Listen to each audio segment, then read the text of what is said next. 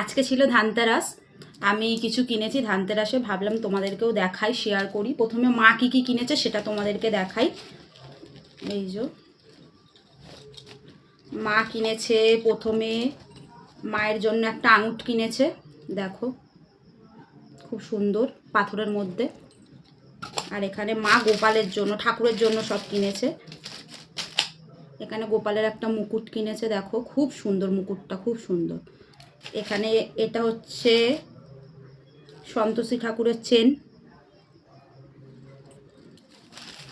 আর এটা হচ্ছে গোপালের চেন।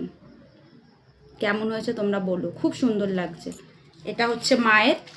এবার আমি কিনেছি, আমি তেমন কিছু কিনিনি, আমি কিনেছি